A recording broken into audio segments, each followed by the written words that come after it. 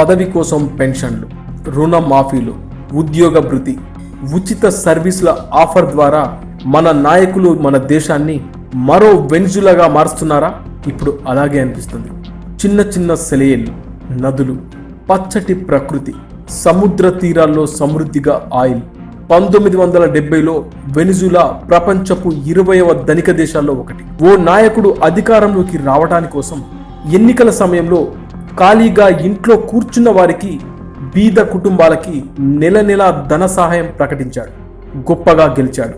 దేశ ఐశ్వర్యం అందరికీ పంచాడు. తర్వాత ఎన్నికల్లో కార్మికుల, ఉద్యోగస్తుల జీతాలు 5 రెట్లు పెంచాడు. సింగిల్ పేరెంట్స్ ఆడవారికి అనూహ్యంగా కానుకలిచ్చాడు. 2008లో మళ్లీ ఎన్నికలు వచ్చాయి. ధర పెరగని రొట్టె ముక్క అని ప్రకటించి తిరిగి అధికారం సంపాదించుకున్నాడు. ప్రభుత్వం ప్రకటించిన ధరలకే రొట్టెలు, మిగతా నిత్యావసర వస్తువులు ఇవ్వలేక చాలా కంపెనీలు మూతపడిపోయాయి. అయినా ప్రెసిడెంట్ వెనక్కి తగ్గలేదు.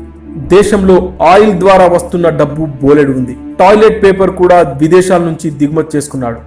దేశంలో పని లేదు. హ్యాపీగా తినడం, ప్రభుత్వం ఇచ్చే భృతితో ఆనందించడం. ఉచితంగా వచ్చే డబ్బు, సబ్సిడీల కోసం ఎగబడిన జనం రాబోయే సునామీని ఊహించలేదు. 2005లో ఆయిల్ ధర పడిపోయింది. దీంతో కరెన్సీ ముద్రణ పెంచాడు.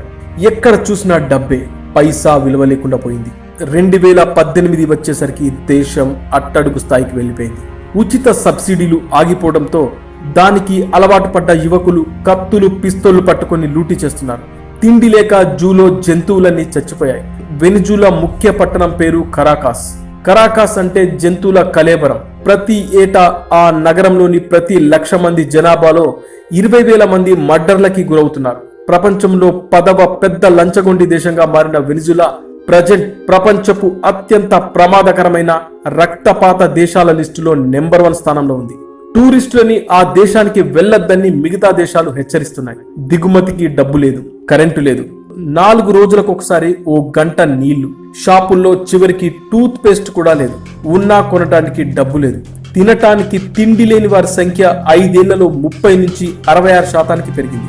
చిన్న రొట్టె ముక్క కోసం శరీరాన్ని అమ్ముకోవడానికి రాత్రంతా రోడ్ల మీద నిల్చున్న బాలికలు, కాస్త తిండి కోసం తెల్లవారు నుంచి అర్ధరాత్రి వరకు క్యూలో నిలబడే పిల్లలు, కాలుస్తున్న సగం సిగరెట్ ఇమ్మని రోడ్ల మీదే అడుక్కునే పెద్దలు.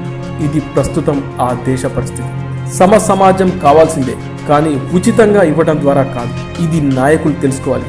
దానికన్నా ముందు ప్రజలు ఆ నాయకుల్ని రిజెక్ట్ చేయాలి. అప్పుడే మన దేశం మరో వెనిజులా కాకుండా ఉంటుంది.